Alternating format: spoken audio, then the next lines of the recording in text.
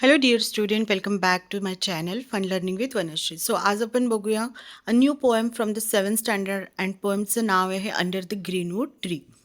So इथे आपण काय शिकणार आहोत आणि या पोएमचे पोएट आहेत विलियम शेक्सपियर. सो त्यांनी इथे सांगितलेलं आहे की आपल्याला जी आपली सिटी लाईफ आहे, सिटी लाईफ ही खूप फास्ट आहे.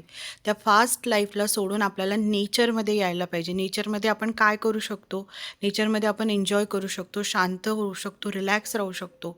आणि जर ज्या लोकांना नेचर आवडत असेल, ज्या लोकांना ही फास्ट लाईफ सिटीची आवडत नसेल, त्यांनी कुठे यायचं आहे, under the greenwood tree. So poem start करूया. Under the greenwood tree who loves to lie with me and turn his merry note unto the sweet birds throat. त्यांनी सांगितलेलं आहे की अशा लोकांना, ज्या लोकांना सिटी लाईफ आवडत नाही, त्या लोकांनी आराम करायला, लाय म्हणजे काय, नुसतं पडून राहणे. सो आराम करायला माझ्यासोबत कुठे या, कुठे या, ग्रीनवूड ट्रीच्या खाली या. ज्यांना फक्त आराम करायला आवडतं, ज्यांना कुठलाही टेन्शन नाही पाहिजे, कुठल्याही दगदगीचं जीवन नाही पाहिजे, त्यांनी कुठे या, अंडर द ग्रीनवूड ट्री या आणि माझ्याबरोबर तुम्ही इथे काय करा, निवांत आराम करा. And turn his merry note unto the sweet birds throat.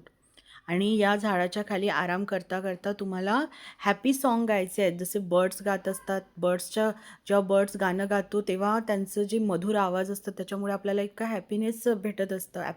त्याचप्रमाणे तुम्हाला पण या झाडांच्या खाली बसून काय करायचं आहे, या ग्रीनवूड ट्रीच्या खाली बसून तुम्हाला काय गायचं आहे, मेरी नोट गायचं आहे, हॅपी सॉंग्स गायचे आहेत. कम hither, come hither, come hither. तुम्हाला कम हिदर म्हणजे इकडे या, इकडे या, इकडे या असं बोलवत आहे. Here shall he see no enemy but winter and rough weather.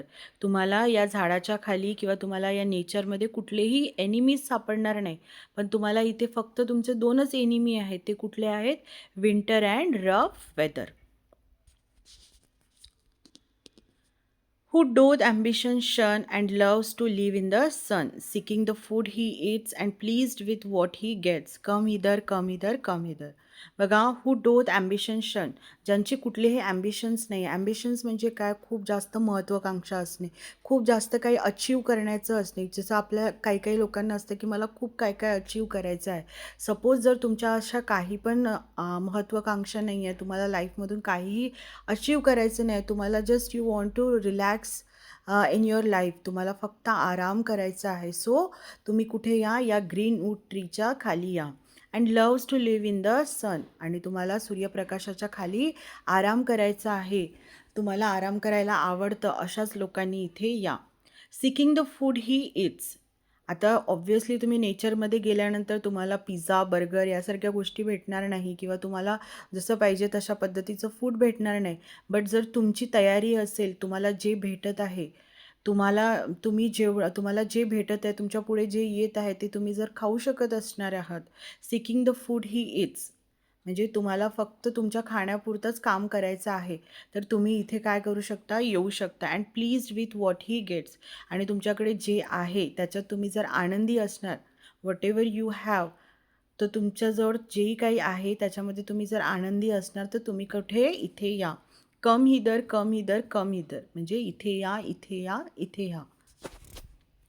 Here shall he see no enemy, म्हणजे तुम्हाला इथे कुठलीही एनिमी दिसणार नाही, तुम्हाला कोणीही इथे तुमचे शत्रू नाही आहे.